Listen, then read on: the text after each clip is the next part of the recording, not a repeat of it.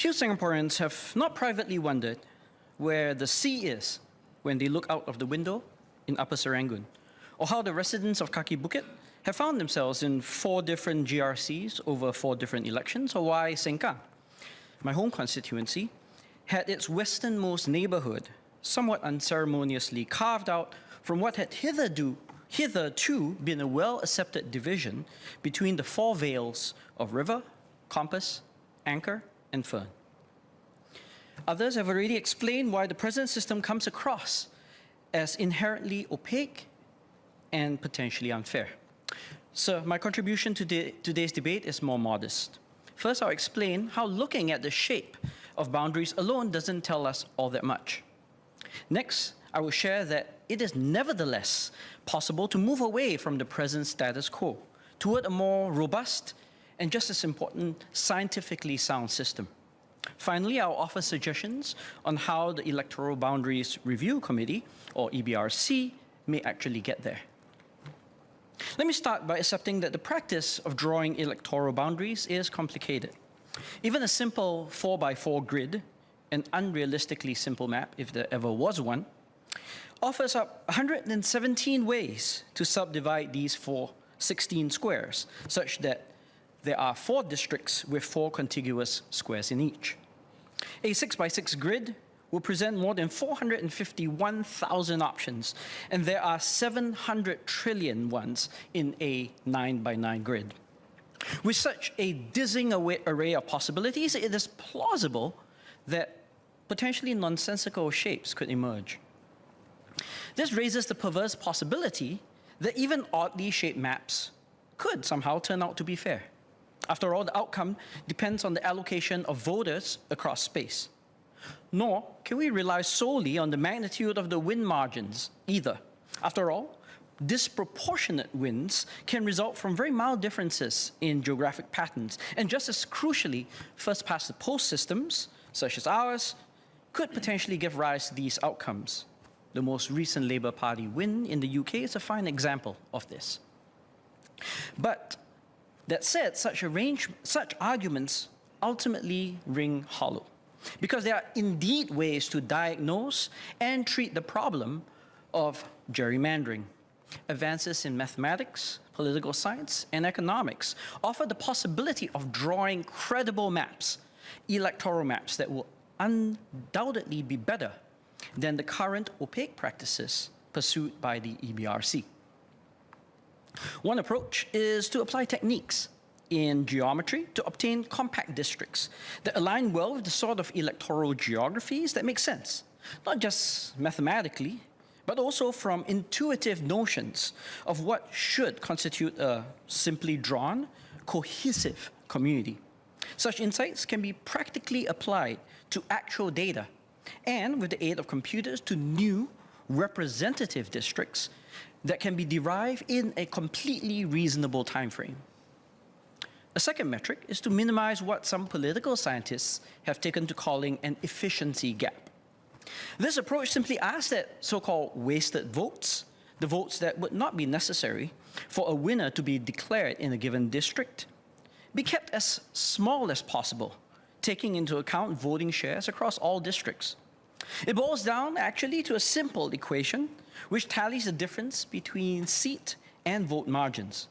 I did the calculations, and for the 2020 GE, this amounted to an electoral advantage of about 17%, owing not to credible aspects of the different parties, but simply to the system of districting alone, at least according to this interpretation.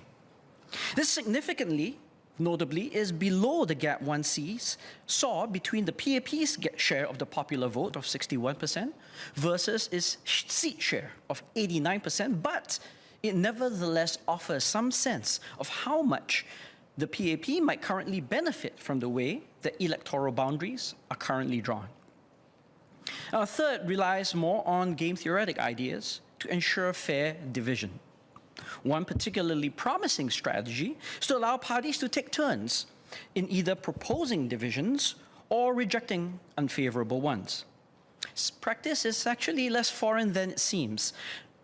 Elections in the 1950s in Singapore included representatives from several political parties, and in 1963, the PAP itself invited opposition parties to submit proposals on delineating constituencies. Possibly the most promising set of tools rely on simulations based on repeated samples. Now, such algorithms can generate sample redistricting plans under various constraints. In Singapore, we might imagine a need to meet specific population targets and geographical compactness, along with, of course, EIP considerations that are actually nevertheless more competitive. Just as important, these maps can be evaluated in advance, not merely after the fact, which means that they can be used by the EBRC to draw out mathematically fair constituencies. So the advances I've described are not just pie-in-the-sky ideas. They can and have been profitably applied in real-world situations, both as diagnostic tools, as well as for the purposes of electoral reform. Legal arguments relying on these techniques have gone all the way to various constitutional courts, where, for example, in Florida, proposals for 8 of 27 proposed districts were struck down in 2023 on the basis of evidence presented. In the state of Pennsylvania, an analogous Supreme Court ruling in 2018 declared violations of that state's constitution resulting from partisan congressional maps. Perhaps most fundamentally, the principle behind these efforts is straightforward and consistent with the practice of many jurisdictions worldwide: to achieve impartiality by delegating the redistricting task to a truly independent electoral commission. This has been adopted by, among other countries, Australia, Canada, India, Jordan, South Africa, South Korea, Thailand, and the United Kingdom. These tools are practically available. Computer packages to apply these solutions in a scalable way have been made available by researchers, including separate efforts by teams at Harvard and Tufts universities. These can be adapted and adopted by our own EBRC to improve its own processes. Indeed, in 2017, Singaporeans even participated in a workshop meant to train participants on applying these techniques, although I do not know if the individual or individuals attending were members of the EBRC. Now, even if we remain uncomfortable with completely delegating the redistricting task to automation, I personally would still favor human hands at the tiller. But in my view, publishing any adjustments and deviations from districts proposed by such algorithms would nevertheless constitute an important step forward in fairness. So, even if we accept that no perfect electoral districting system exists, it does not mean that we must be content with the status quo. The proposals I've offered get us much closer to a system that is both fair and, perhaps more importantly, perceived to be fair by the wider electorate. This surely is the sort of goal that everyone in this House and beyond would agree with. Benchmarking our existing electoral bounds against these that have passed mathematical muster would improve transparency and make these maps more acceptable to everyone involved. Of course, perhaps we should take a step back and question the underlying political values that may have led us to even have to worry about the cancer of intentional gerrymandering.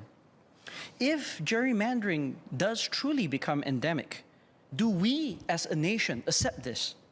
Gerrymandering effectively means that the votes of those who happen to live in certain geographies are inadvertently given lesser weight, simply by dint of the districting system. Do we wish to be known as a modern democracy that does not aspire to ensure that the voices of all our citizens be heard equally? For these reasons, Mr. Speaker, I support the motion.